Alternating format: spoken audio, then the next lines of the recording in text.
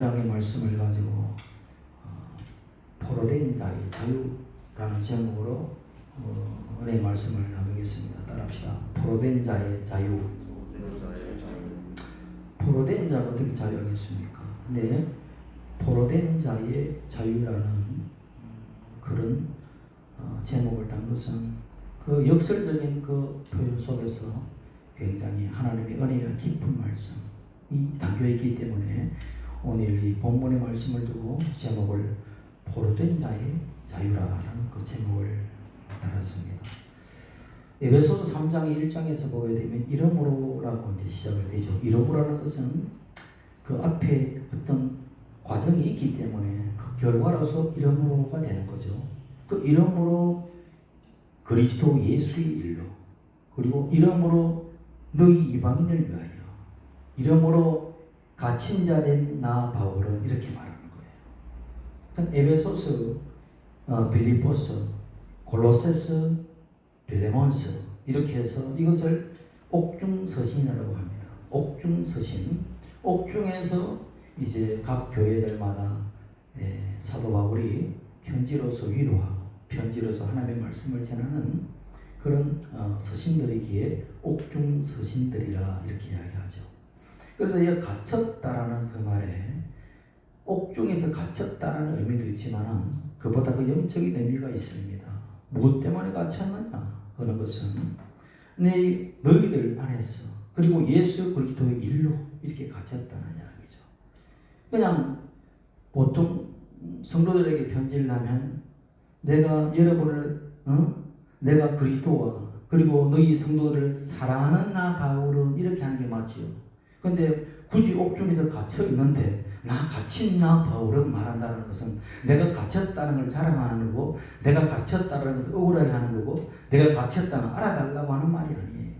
갇혔다라는 이 말의 의미는 prisoner라는 것이 죄수, 죄인만도 있지만은 뭐냐면은 포로 이런 말이 있습니다. 포로. 그러니까 여기서 포로되었다라는 거예요. 그러니까 한마디로 말해서 내가 주 예수 그리스도 안에서 내가 포로가 되었다. 내가 당신들을 위하여 내가 포로가 되었다. 이 말은 뭡니까? 내가 당신을 지극히 사랑한다는 이 말이죠. 내가 지극히 사랑함으로 내가 당신의 포로가 되었어요. 뭐예요? 나는 당신의 포로가 되었다는 이 말은 뭐예요? 당신을 지극히 사랑합니다에 강조된 표현이라는 이 말이죠. 내가 예수 그리스도를 지극히 사랑해요. 그렇기 때문에 예수 그리스도에 내가 갇힌 포로가 되어버렸어요. 내가 당신들을 너무 사랑해요. 그래서 당신들 때문에 내가 갇혀버렸어요. 이 말이에요. 이 갇힌 자 된 나 바울이 하는 거예요. 그래서 야 그렇구나. 이 갇힌 자 된 나 바울이 여러분에게 말씀드립니다라는 이 말에 누구보다도 사랑합니다라는 그 고백보다 더 절절한 그 사랑이 느껴지는 것입니다. 그러니까 그리스도를 사랑하는 것이 아버지 하나님을 사랑하는 것이고 이웃을 사랑하는 것이 그리스도를 사랑하는 거죠. 사람은 누구나 자유를 사랑하지 포로가 되기를 원치 않지 않습니까? 사람은 자유를 선하고 그러나 사람은 오히려 그 자유를 포기하게 만든다는 겁니다.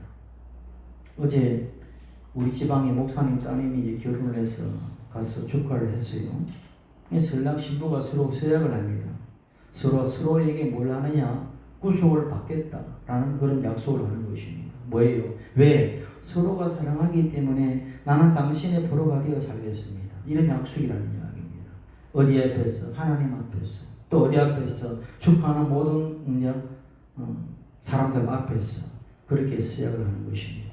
그러니까 결혼의 서약이라는 것도 사랑의 서약이고 그 사랑의 서약은 서로가 구속받고 구속하는 관계로의 그 서약이라는 것입니다.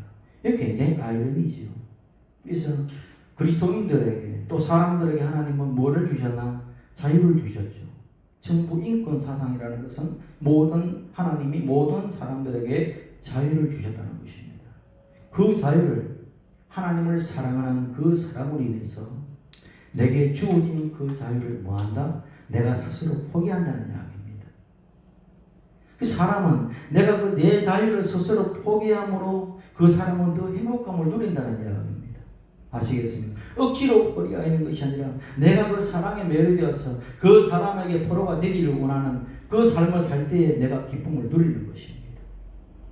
자유함을 원해서 기쁜 것 같은데 오히려 내가 사랑하는 사람에게 포로가 되는 그 기쁨이 더 크다는 이야기. 이 굉장히 역설적이죠. 그래서 자유가 인간을 행복하게 하지만 그 자유가 사랑하는 대상을 만났을 때는 뭐예요? 자유가 오히려 서로의 구속과 복종과 순종과 내어줌으로 될 때 역설적이지 않습니까? 그 사람에 대한 순종과 복종과 내어줌으로 될 때 그 내어줌과 순종과 복종을 통하여 나에게 더 큰 기쁨이 있고 나에게 더 큰 행복이 있다는 것. 이것이 포로와 자유의 오깁 속에서의 기쁨과 행복을 더 느낀다는 그런 역설적인 이야기죠. 예수의 일로 이방인을 위해서 갇힌 자 된 나 바울은 얼마나 주 예수를 사랑했으면, 얼마나 그리스도를 뜨겁게 사랑했으면, 얼마나 자기가 고통 중에서도 그 한 영혼 홍원용을 향해서 사랑했던 그 영혼을 사랑했다면 그렇게 자기 자신을 내가 당신을 사랑하는 나 바울이 아니라 내가 갇힌 자 되어버린 나 바울이라고 고백했을까. 그래서 저는 이 말씀을 읽으면서 갇힌 자라는 그 말의 은혜를 받아버리는 거죠. 갇힌 자 되었다. 여러분들은 어느 누구에게 갇힌 자 되기를 소원합니까? 사랑하지 못한 사람은 모르죠. 사랑을 해본 사람들은 갇히기를 원하죠. 그 의미가 있다는 이야기입니다. 여러분 학교에서 배웠던 님의 친목의 한용운 그 스님이죠. 시인이기도 하고 그분이 다른 시 중에 복종이라는 시가 있습니다. 복종을 읽으면 이렇습니다. 남들이 자유를 사랑한다지만은 나는 복종을 좋아하여요.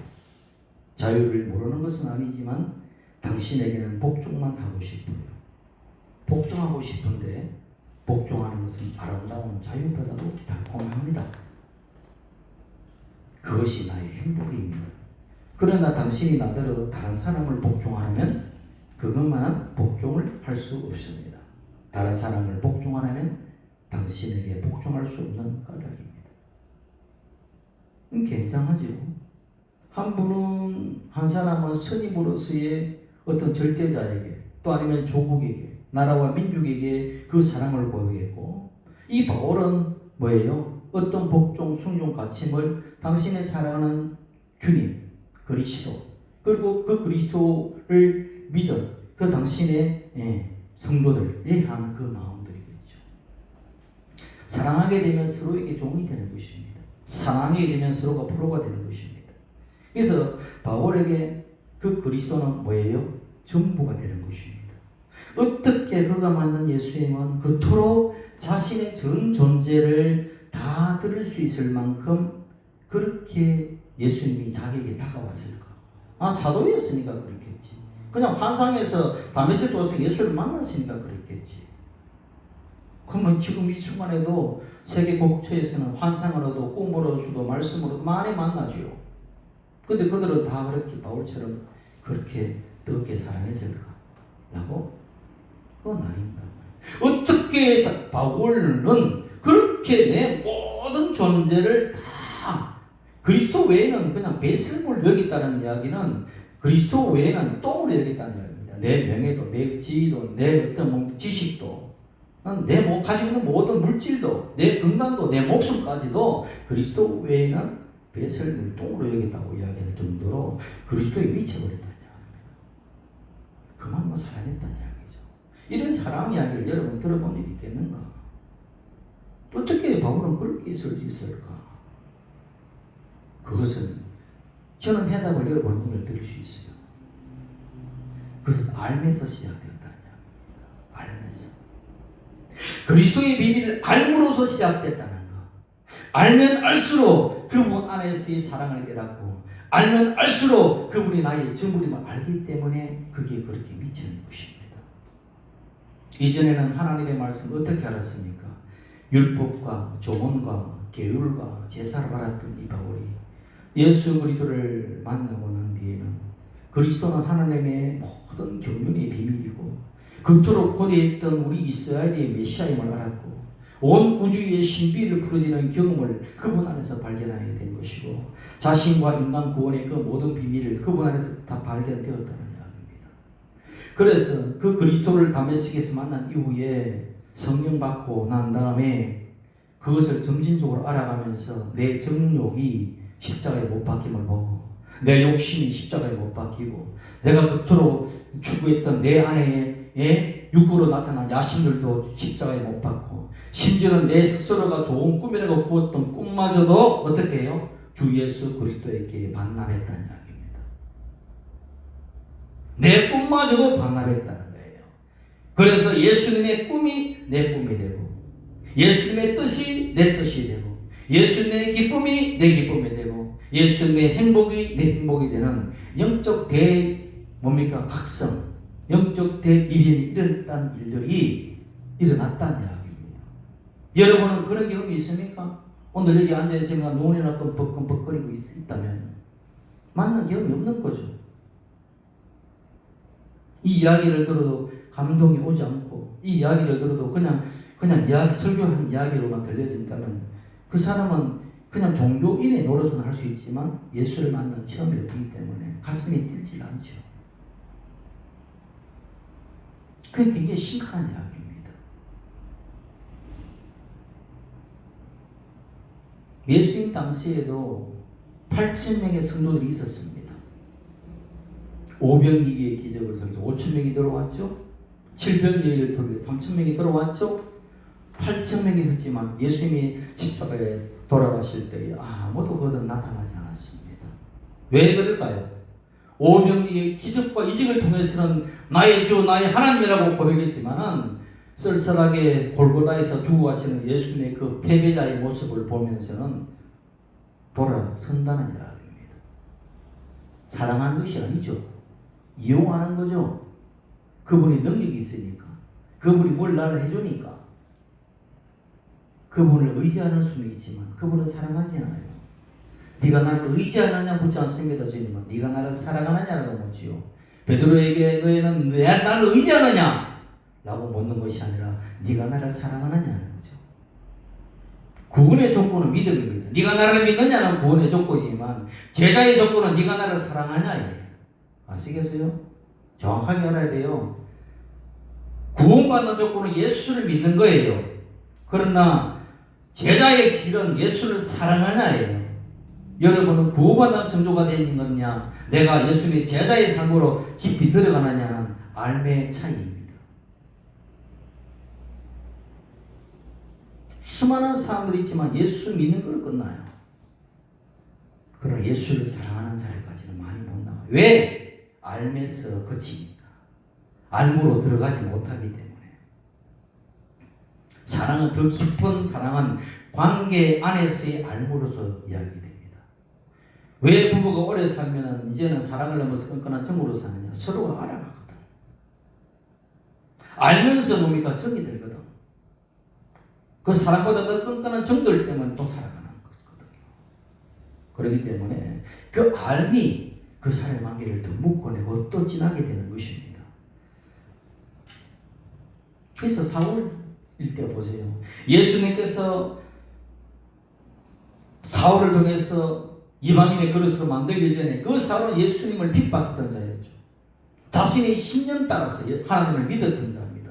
내가 예수 믿는 도당들을 죽이고 핍박하는 것이 하나님의 뜻이다 생각해서 당시는 당시의 바리새의 교인으로서의 수많은 예수 믿는 자들을 죽고 포박하고 결박시키고 옥에 가두는 것이 자기의 하나님에 대한 열심이라 생각했던 자가 예수를 알므로 예수를 만남으로 이제는 뭐예요? 가장 작은 자가 되었죠.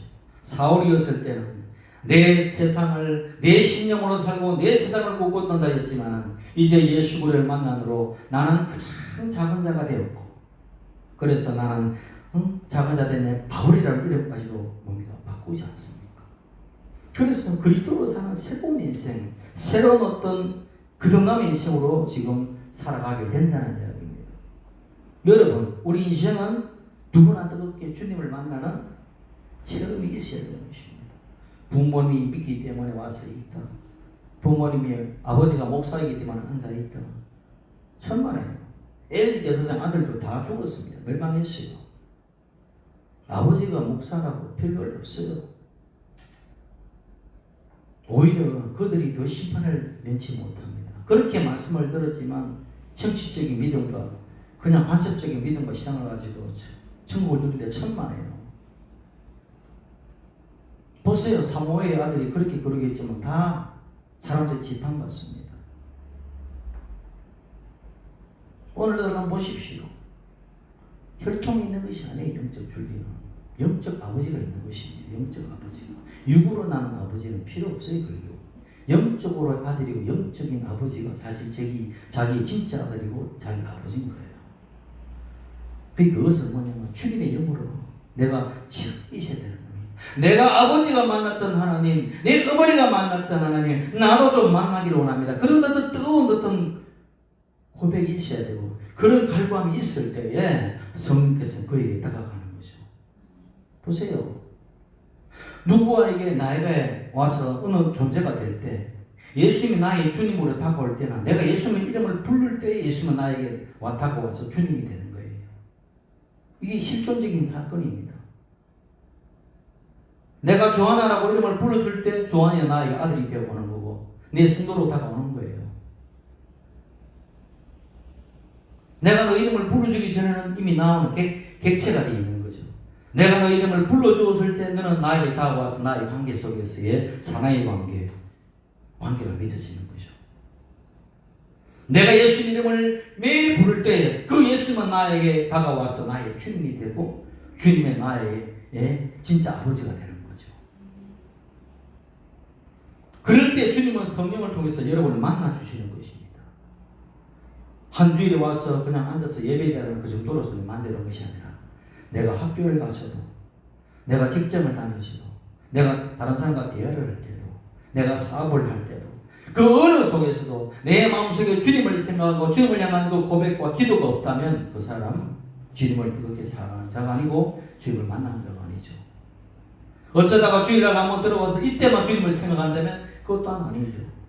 내 모든 눈을 뜰 때부터 눈을 감을 때까지 그 모든 순간순간에 주님이 없다면 그건 이상한 거예요.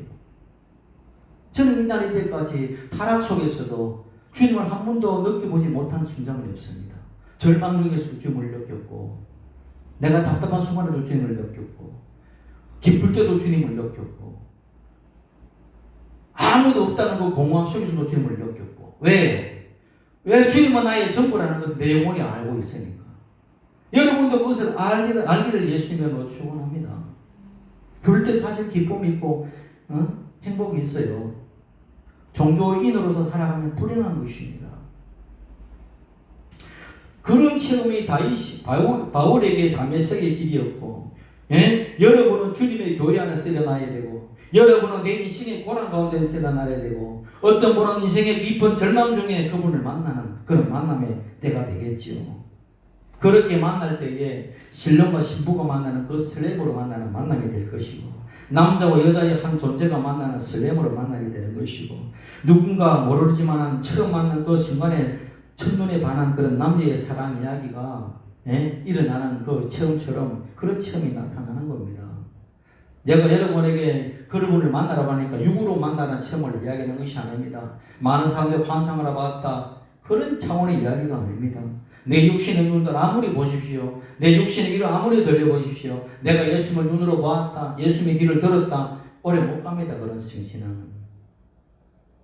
제가 말씀드리는 내 육으로 보는 예수가 아니라 내 육으로 만나는 예수를 이야기하는 거예요.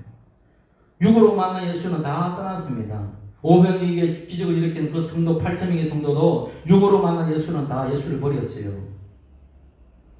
육으로 만난 12제자들도 십자가에 올라가는 예수님의 모습을 보면서 다 도망치고 베드로는 심지어는 3년 동안 내가 죽을 때지언정 당신을 버리지 않겠다고 3번이나 맹세했지만은 3번이나 주님만 부인했던 그런 인물입니다. 육으로서 만나고 육으로 예수를 만났다고 해서 여러분 예수를 잘 믿을 것 같아요? 천만에요. 예수를 버립니다. 오히려 영으로 만날 때에 내 영 안에서 주님을 진짜 그 신비를 내가 알 때에 그때 사실 주님의 본질을 아는 것입니다. 내가 어느 한 사람을 알게 될 때 그 사람 얼굴과 그 사람의 억양과 그 사람의 손과 발과 그 사람의 키를 안다고 아는 것입니까? 아니죠. 여러분 한번 보십시오. 그 사람의 키는 175cm, 그 사람은 뭡니까? 몸무게 75kg, 뭐 이런 것이 아는 것입니까? 아니잖아요. 그분의 관계 속에서 그분의 본질을 아는 것은 그냥 선언적으로 영적으로 체험되어질 때 알아가는 거예요. 그 알을 이야기하는 것입니다. 그것은 성령을 통해서 가능한 겁니다. 여러분, 성령을 통해서 우리 안에 심령이 역사하시고 교회 안에 오시고 우리 안으로 영으로 오셔서 그리스도를 만나는 그 만남 속에서 이제는 그 영 안에서 예수를 체험하게 하는 거예요. 그 영 안에서 그리스도를 체험하게 하는 거예요. 여러분 그리스도를 어떻게 믿습니까? 성령이 인도하지 않고는 여러분 그리스도를 예수를 그리스도로 인정하지 못합니다. 아시겠어요? 그래서 성령으로 통하여 내가 예수를 알아보고 성령을 통하여 내 안에 생명이 온 것을 알게 되고 그리스도의 생명이 내 안에서 성령으로 오신 후에 그리스도에 대한 사랑과 믿음이 깊어져 간다는 것. 그게 중요한 이야기입니다. 그렇게 만난 예수를, 그렇게 만난 그리스도를 하나님의 모든 비밀의 전부임을 나중에 깨달았다는 이야기입니다. 여러분도 그리스도가 나의 전부람을 깨달길 바랍니다. 세상 그렇게 될 때의 찬송가가 이빨린 찬송가가 아니라 내 영혼 깊은 곳에 우러나오는 찬송이 나와요. 어떤 찬송이요? 세상과 나는 간것 없고 구속한 주만 보이도다.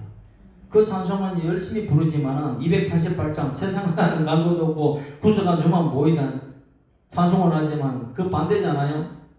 세상과 나는 엄청나게 잘 보이고 구속한 주는 사실 내가 안 보인다 이거 아닙니까 사람들은? 그럼에도 찬송은 세상과 나는 간 곳 없고 구속한 주만 보이다 거짓말로 찬송하고 있잖아요. 자신을 속이고 있고.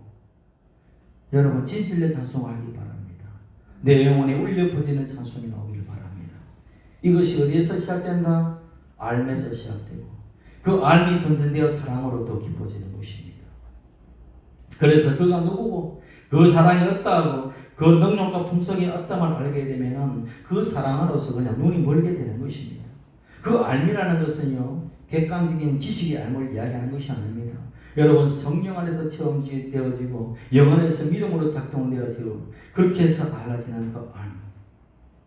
마치 시골의 할머니들이 예수를 알아서 뜨겁게 믿는 그 알은 단순하게 지식으로서 목사보다도 지식은 없지만은 뭐예요? 그분은 하나님을 더 잘 알고 예수님을 더 안다는 것이 뭐예요? 영으로 뜨겁게 주님을 체험하고 만나고 관계 안에서 알을 누렸기 때문에 그런 것입니다. 여러분은 예수 그리스도를 어느 정도 아십니까? 그저 나를 구원하시는 구원의 중보자 정도로 알고 계십니까? 그래서 이 에베소서를 보게 되면 마지막 절로 가게 되면은 그리스도의 그 너비와 그 길이와 높이와 깊이가 어떠함을 깨달아 안다고 이야기합니다. 알아라고 이야기합니다. 그게 에베소서에 그대로 나와 있어요. 응? 에베소 그대로 나와 있습니다.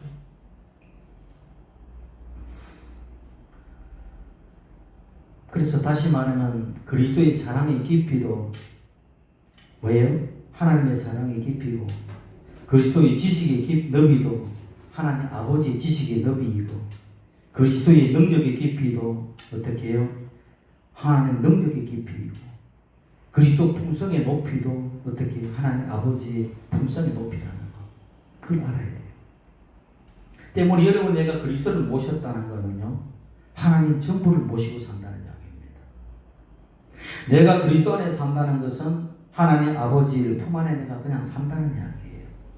내가 그리스도를 말미암아 품성을 누린다는 것은 하나님 아버지로부터 모든 품성을 내가 다 누린다는 것입니다. 나를 보았을 때 그건 아버지를 보았다가 나를 누릴 때에 아버지 전부를 누리는 것입니다. 그 이야기가 우리 주님께서 하셨다는 이야기예요. 여러분 옛날 순교자들은 그리고 지금도 일어나는 그 순교인들은 그 순교하는 분들이 바보라서 순교합니까? 그들이 그저 환상과 기적을 보고 난 다음에 자기 목숨을 내놓습니까? 세상 천지에 환상 보고 기적 체험했다고 자기 목숨 내놓는 사람 없어요. 환상은 환상에 그치는 것이고 기적은 객관적 일들이기 때문에 그냥 그렇구나. 그렇게 보지. 그런 분들이 자기 목숨 내놓지 않습니다. 그들이 만난 주님은 내 존재이고 그리고 내 존재보다도 크신 분이고 내 존재보다도 더 사랑하는 분이 되었기 때문에 내 목숨까지도 기꺼이 내어놓는 겁니다. 마치 내 자식을 위해서 어느 강도가 들어왔을 때 한 사람을 죽여야 된다고 한다면 나를 죽이라고 하는, 자식을 사랑하는 그 마음에 스스로 내가 죽임을 당하는 그 사랑처럼 내 자식은 뭐예요? 내 존재보다 귀한 거예요. 그런 것처럼 우리 주님은 내가 주님을 사랑하는 사랑의 강도가 알면 알수록 내 존재보다 크신 분, 내 존재보다도 더 사랑할 분이라고 알게 될 때에 그분을 위해서 내 존재를 던질 수 있는 것입니다.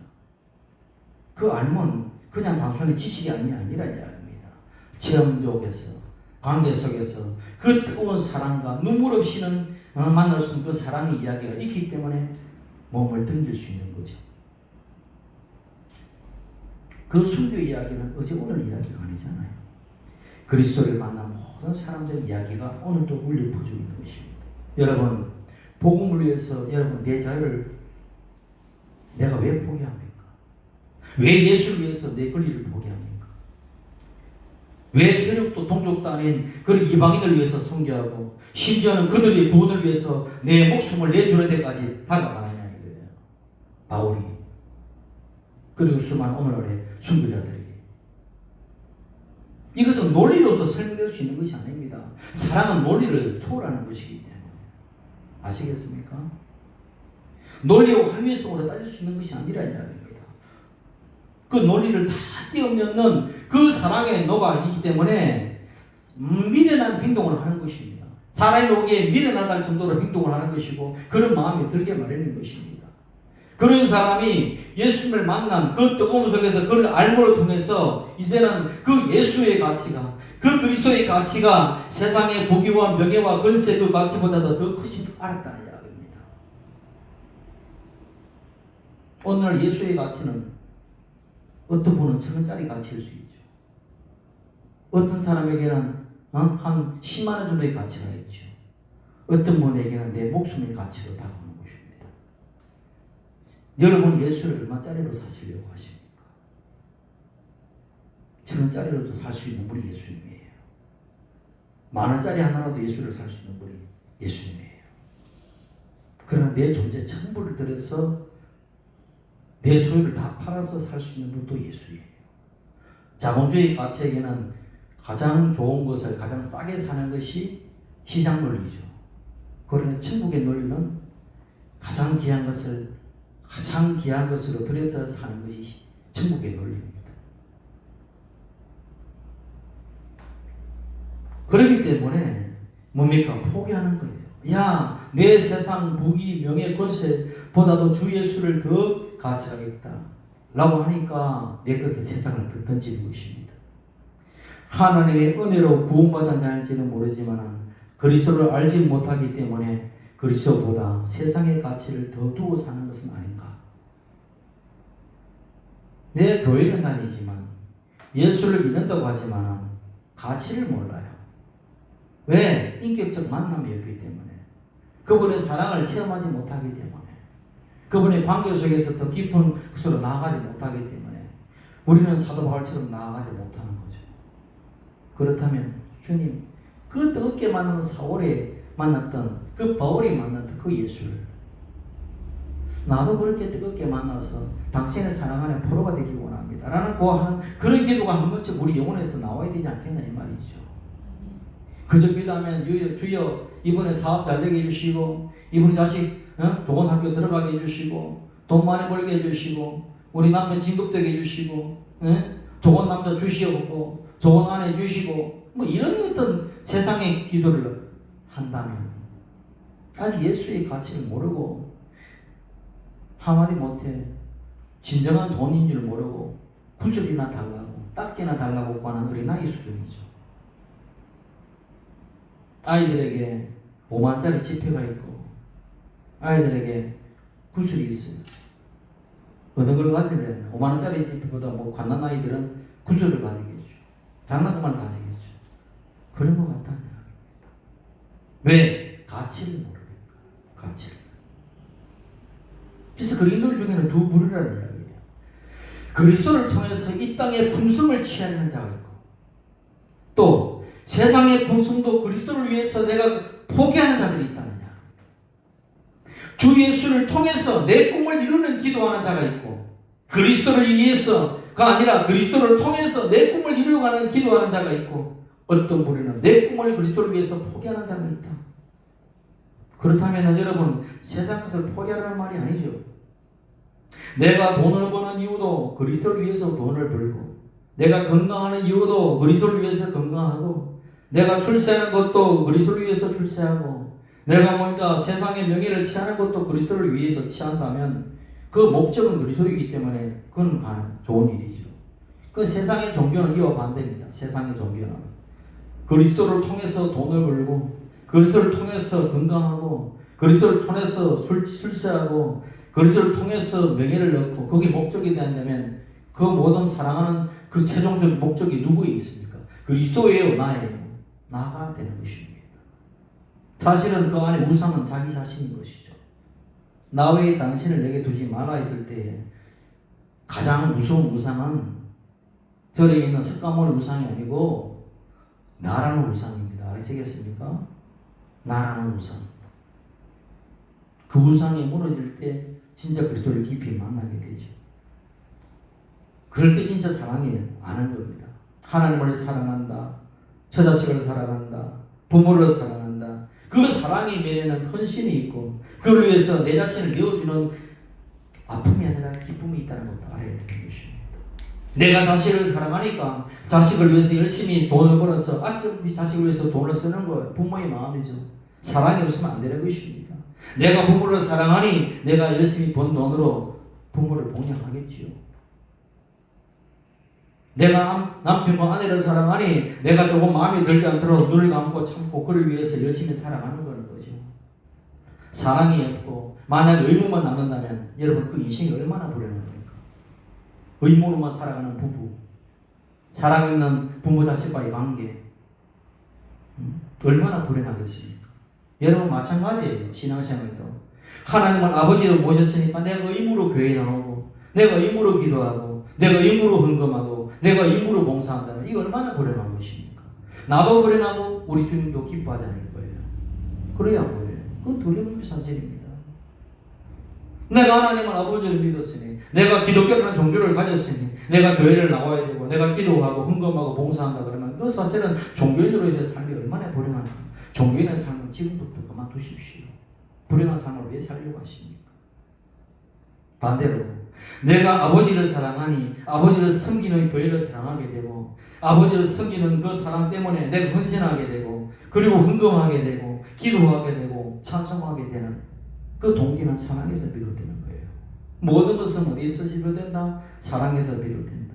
근데 그 사랑의 깊이는 어디에서 나온다? 알면서 시작된다는 이야기입니다. 알면서 사랑으로 깊어진다는 겁니다. 그래서 그리고 바울은 계속 그 너비와 깊이와 높이와 길이를 알아서 그리스도의 장성한 분량을 이루라고 나가지요. 그래서 그리스도를 알고, 그리스도를 통해서 하나님을 알고, 그 알매 깊이, 높이, 길이, 높이 자라날 때 사랑이 자라나는 겁니다. 그리고 마침내 뭡니까? 내 자유까지도 주님 앞에 포기하는 기쁨의 자리까지 나아갈 수 있는 그런 사람이, 성숙한 사람이 되어간다는 거예요. 일찍이 호세아 선지자가 그 이야기를 했습니다. 이스라엘 백성들에게 다 바알에게 들어가서 우리는 하나님을 야훼를 섬기는 것이 아니라 누구에게? 바알을 섬기겠다. 돌아설 때에 뭐라고 합니까? 야 이 사람들아, 우리가 야훼께로 돌아가자. 야훼께서 우리를 찢었으나 도로 낫게 하실 것이다. 우리를 찢었으나 너에게 뭡니까? 회복하실 것이다. 야훼께서 이틀 후에 우리를 살피시고 셋째 날에 우리를 일으키시니 우리가 그 앞에서 살리라. 그리고 난 다음에 그러므로 우리가 야훼를 알자, 힘써 알자. 알자라고 하는 거예요. 6절에 나는 인내를 원하고 제사를 원하지 않으며 번제보다 하나님을 아는 지식을 원한다. 아는 것을 원한다는 거예요. 아는 것을. 알 때에 사랑이 나가니까, 알 때에 하나님이 진짜 나의 하나님을 알기 때문에 알아야 내가 사랑하게 되고, 알아야 그분께 나간다는 이야기입니다. 그래서 알자라고 하는 거예요. 종교를 아는 것이 아니라 사랑의 관계 속에서 알다는 이야기입니다. 관계 속에서 체험이 있어야 된다는 이야기입니다. 그리스도를 알고 그리스도를 통해서 하나님 아버지의 사랑을 알면, 그 은혜를 알면 알수록 어떻게 해요? 사랑이 눈물 수밖에 없어요.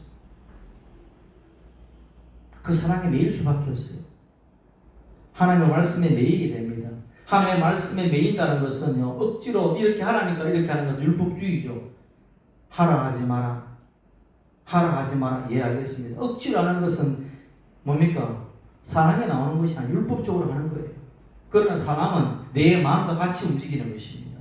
예수님께서 율법을 주신 것은 사랑의 동기로 하라는 것이고, 모세가 준 말은 행동에서 그냥 이야기하는 거예요. 아시겠어요? 그 말이 그 말입니다. 네가 미워하지 말라. 미워하면 살인한 것이다. 네 마음에 이미 미워하면 살인했다는 거예요. 마음에서 사랑으로 하게 되면 뭡니까?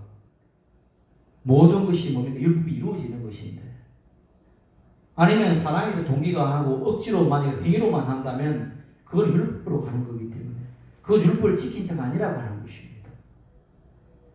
그래서 겉과 속과 내 속마음과 겉으로의 행동이 일치가 되는 분이 이 세상에 누구예요? 오직 한 분밖에 없습니다. 예수 그리스도. 그래서 그 사랑할 때 행복이 하는 거예요. 그리고 그 프로됨이 행복인 거예요. 그래서 제가 첫째 제목을 프로됨의 자유라고 하는 것입니다. 프로됨의 자유. 예수님은 정작 여러분 프로된 자유를 주셨습니다.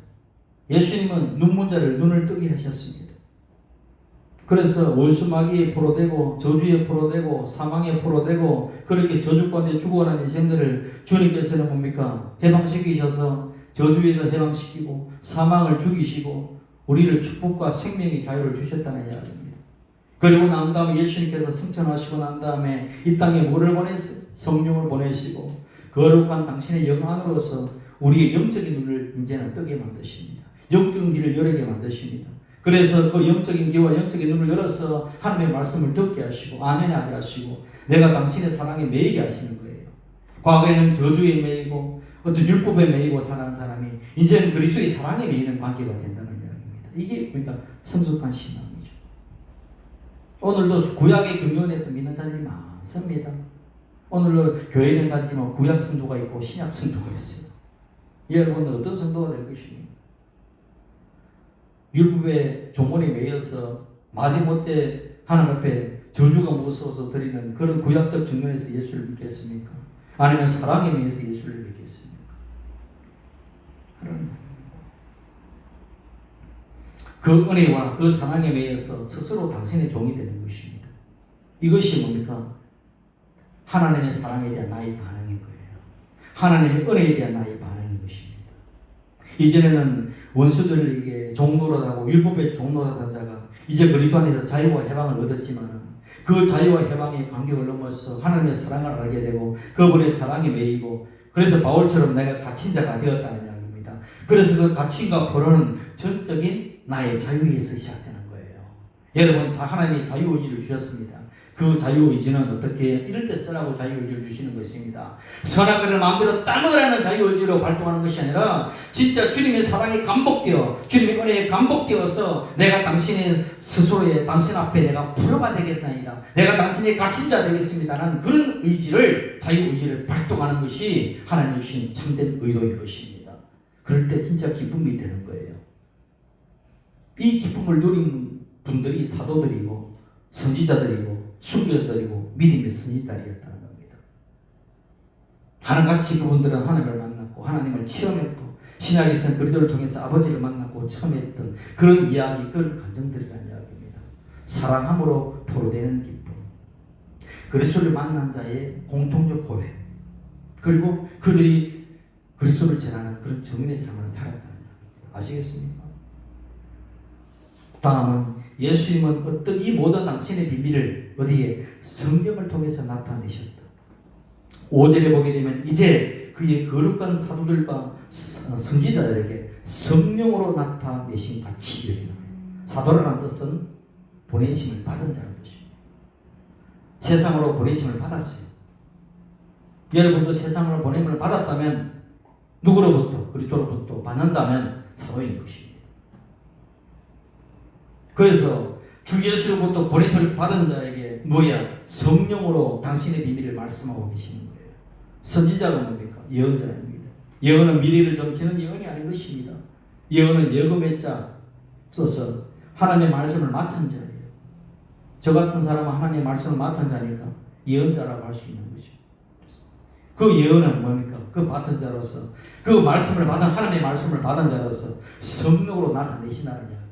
오늘 이 말씀들이 뭡니까? 성령으로 여러분에게 지금 전하고 있는 말씀인 거죠. 주 예수께서 성천하시고 주님에 대한 신비와 그 비밀의 모든 경륜을 누구를 통해서? 성경을 통해서, 또 성령을 통해서 말씀하시고 성령을 통해서 깨닫게 하시고 우리를 그리스도 안에서 뭐가 되게 한다? 상속자가 되게 하고 그리스도가 우리의 함께 지어져가는 성도로서 그리스도는 우리의 모퉁이 돌이 되어서 한 지체 한 몸으로 되어가는 이 신비 속에서 우리가 함께 상속자가 되었다.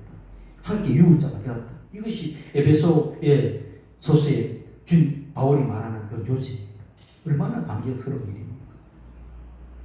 그래서 성령님은 또 다른 도에서 그리스도 일을 하시는 분입니다.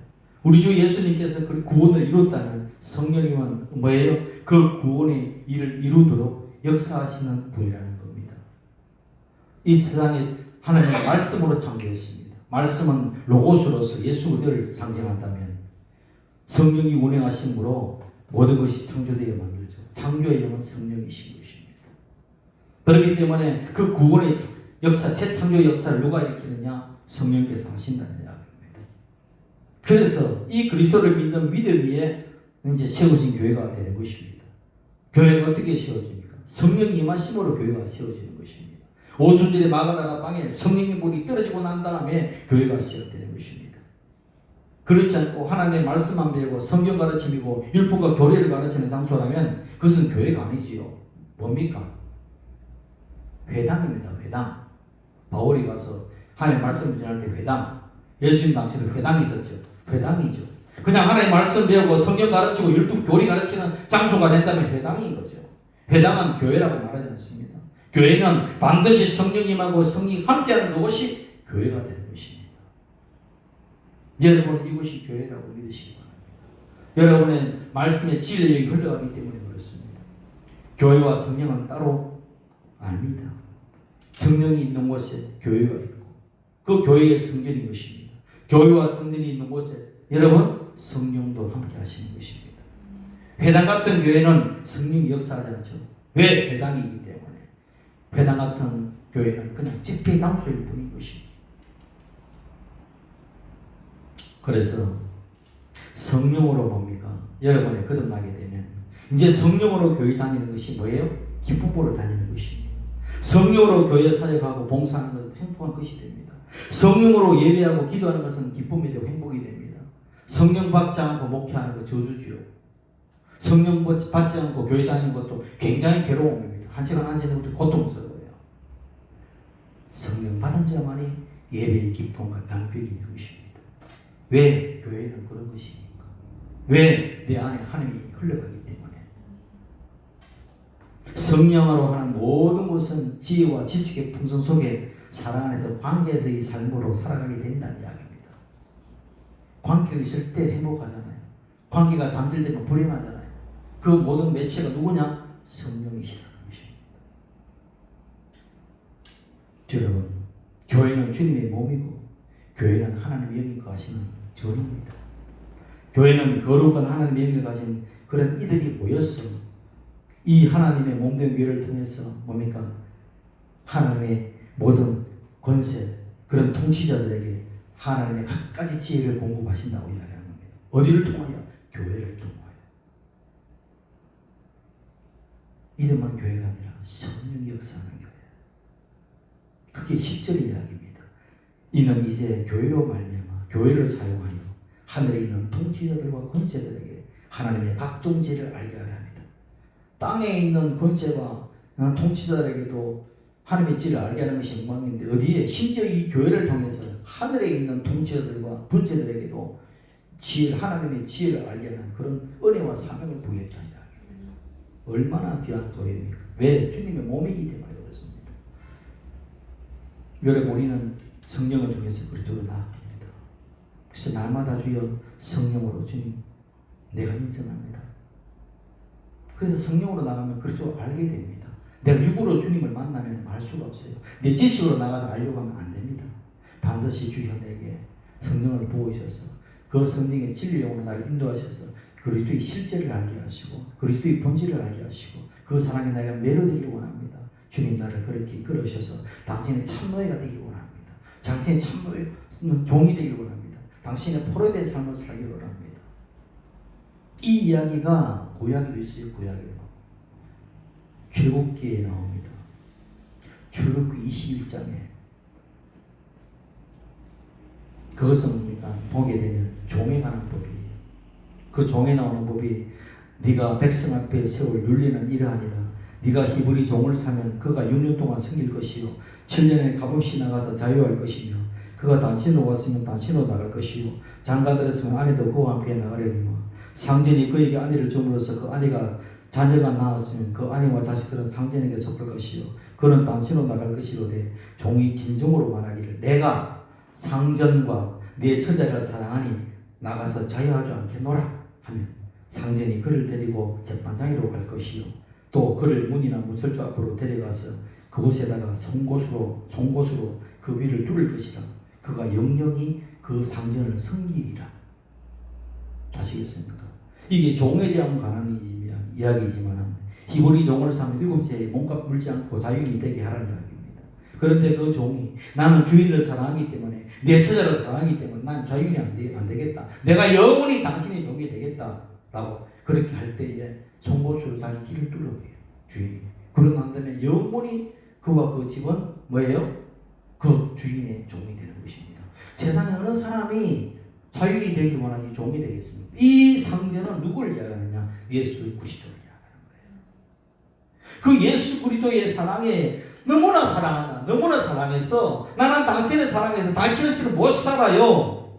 내 지사성이 생각하더라도 내 지사성이라는 것은 뭡니까? 내가 그분으로부터 받은 나의 뭡니까? 성도들이겠죠. 나의 자식, 영적으로 난 아들, 내 자녀들. 그리고 처자식은 저는 내 동력자들 되겠죠. 내 동력자와 내가 난 동료가에서 낳은 영적 자녀들. 그들 모두 사랑하니 이제는 뭐예요? 내가 당신의 종이 되겠나이다. 나는 자유를 원치 않습니다. 당신에게 영원히 당신의 종이 되어서 포로된 삶을 살겠나이다. 갇힌 삶을 살겠나이다. 나에게 그것이 나에게 기쁨입니다. 주여 나를 나가려 하지 마옵소서. 나는 당신의 종이 되길 원하나이다. 이것이 종에 대한 법규에 대한 그 해석이 오늘 이 말씀 안에 매치가 되는 것입니다. 아시겠습니까?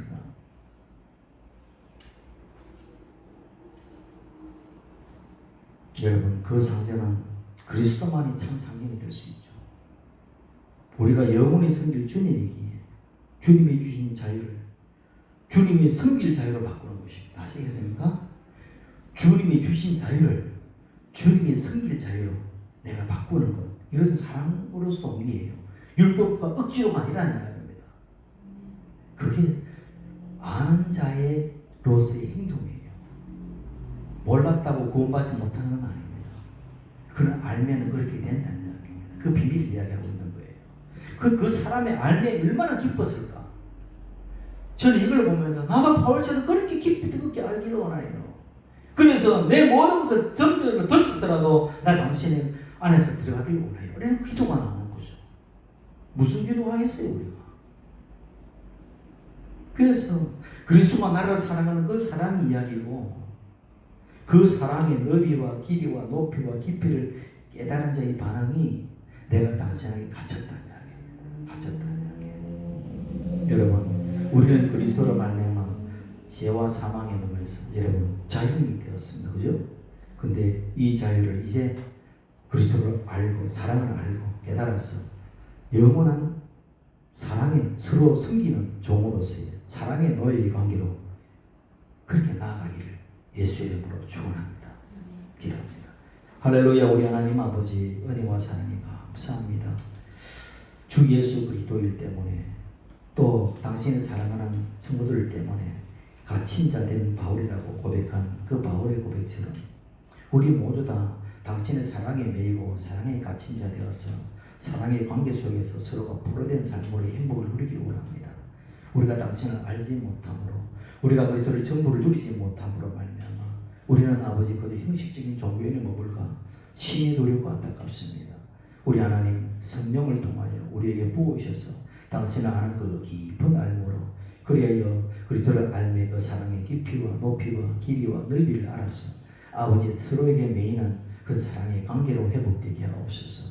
그러므로 말미암아 자유인으로서 누리는 행복보다도 포로된 자로서의 자유를 누리는 그런 복된 자가 되게 하여 주옵소서. 보다 성숙된 자로서의 아버지 그리스도의 정인의 삶을 살 수 있도록 우리 예가 순복음교회 또 유튜브 성도를 되게 하옵소서. 예수 그리스도로 축복하며 기도합나이다.